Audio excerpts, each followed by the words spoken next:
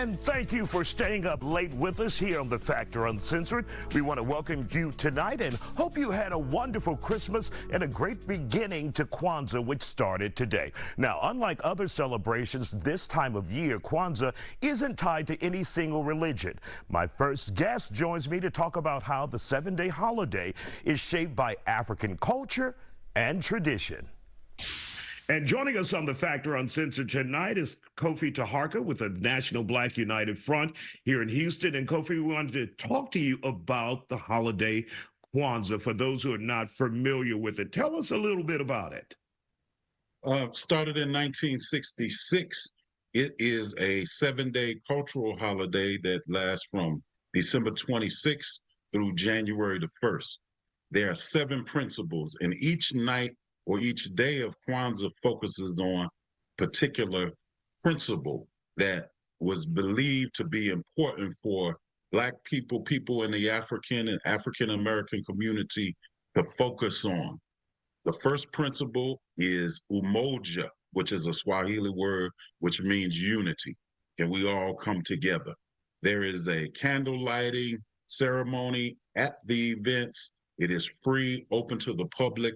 Oftentimes we'll hear cultural expressions such as dance, African dance, drumming, poetry, all types of rap, all types of information. And as I said, it's free, open to the public, and kid-friendly or children-friendly, where families can bring their family out to reconnect to some of our African and African-American history and culture. And let me say that while there are 7 nights and different organizations host those different nights, there's also special times during the day where there's children's Kwanzaas that is specifically focused for young people to get the concepts of Kwanzaa.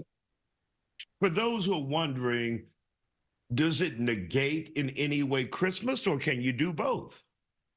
Oh, you could do both.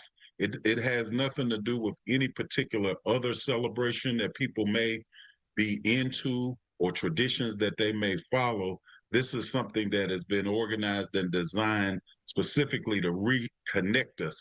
Kwanzaa, it's taken out of our African tradition, which is a celebration around the first fruits or the harvest. Kwanzaa means first fruits or the harvest.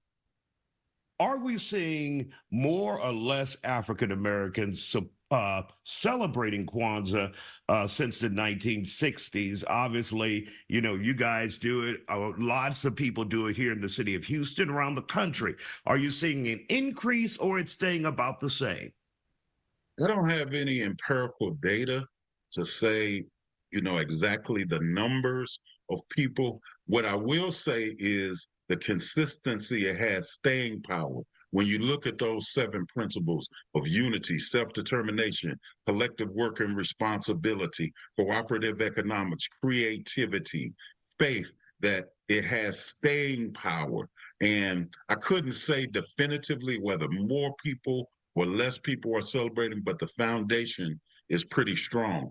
For instance, here in Houston, one of the hubs for the citywide Kwanzaa Planning Committee is the Shape Community Center. We know Shape Community Center has 56 strong years worth of community work, not just from December 22nd to January 1st, but throughout the year for 56 straight years. And in a lot of ways, that is the ideological or theoretical foundation of the work of Shape Community Center. So those principles are practiced every day. Many people know of the work of the National Black United Front with our Feed the Hood project, our Koli Sankofa Garden, our Caravan to the Ancestors, our activism against police terrorism and brutality.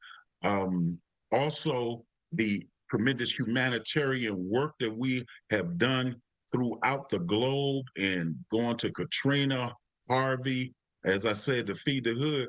And a lot of what sustains us is those basic principles that we say that we should be involved in as a people. So we look at it as a time for reflection, a time to display our culture, a time to celebrate and re-embrace our culture.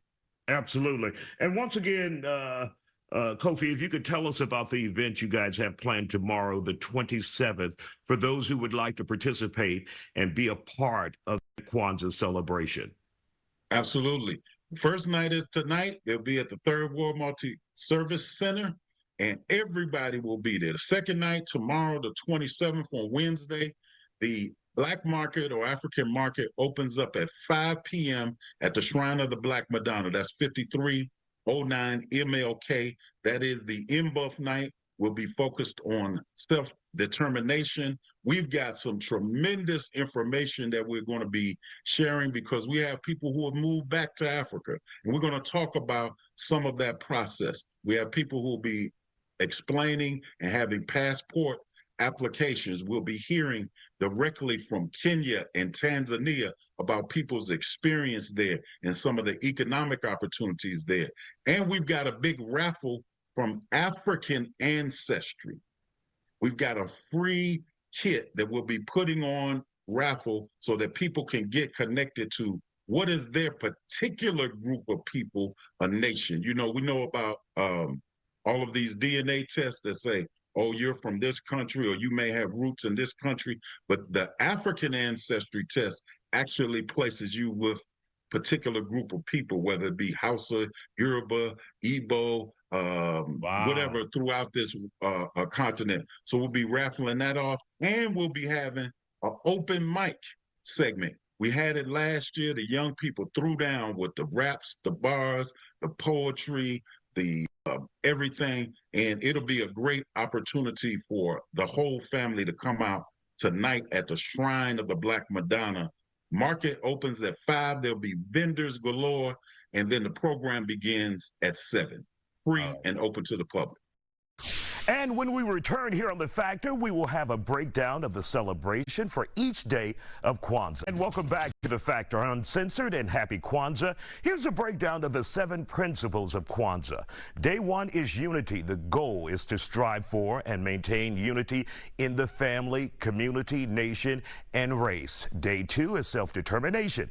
The goal is to define ourselves, name ourselves, create for ourselves, and speak for ourselves. Day 3 is collective work and responsibility. The goal is to build and maintain our community together and make our brothers and sisters' problems our problems and to solve them together. Day 4 is cooperative economics. The goal is to build and maintain our own stores, shops, and other businesses and to profit from them together.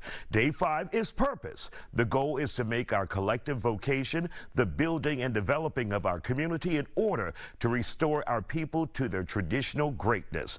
Day 6 is creativity. The goal is to always do as much as we can in the way we can in order to leave our community more beautiful and beneficial than we inherited it.